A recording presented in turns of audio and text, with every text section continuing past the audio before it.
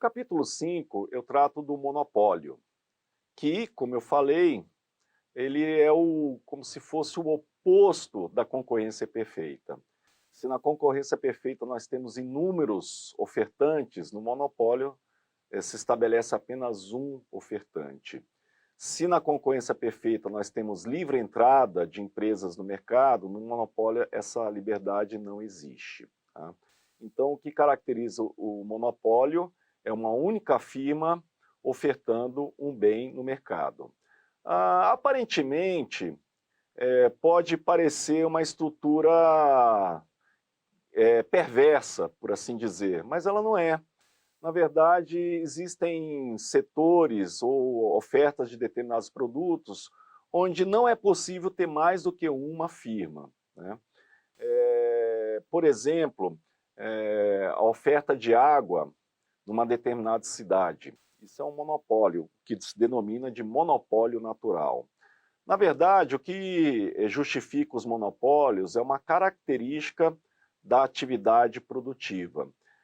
Os monopólios, eles trabalham com a concepção de economias de escala. O que é isso? Economia de escala é uma situação de que, quanto maior a produção, menor o custo médio unitário. Ou seja, a eficiência da firma, ela se estabelece com um alto nível de produção. Quanto maior a produção, menor o custo médio ou o custo unitário.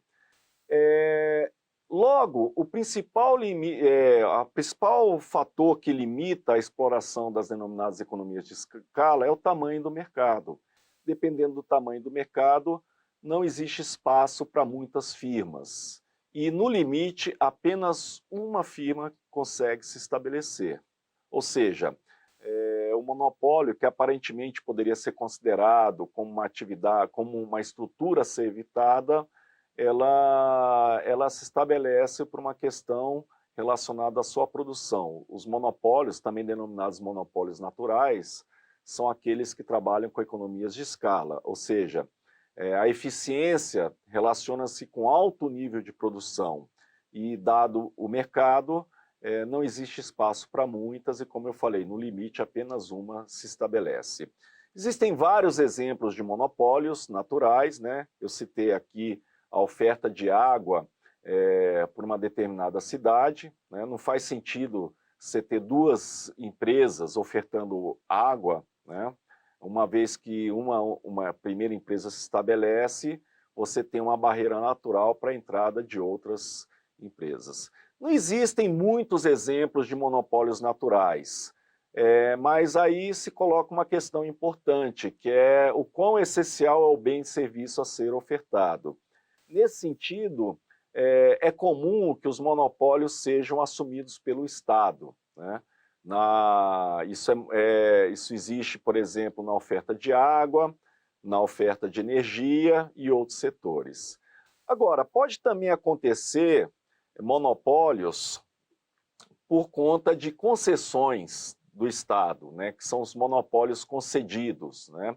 E aí você tem todo um debate se realmente faz sentido, né, você ter esse tipo de monopólio. Eu cito o exemplo no capítulo como monopólio da Petrobras. Esse monopólio, num passado recente, foi quebrado, então isso existe esse debate, se realmente os monopólios concedidos pelo Estado fazem sentido ou não.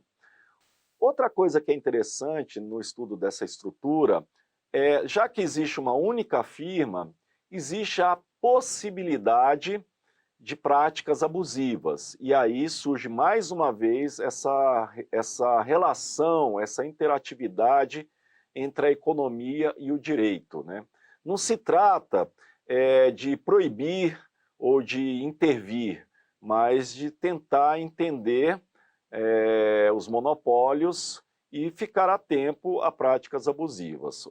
O monopólio ele tem uma particularidade no que diz respeito à definição de preço, né?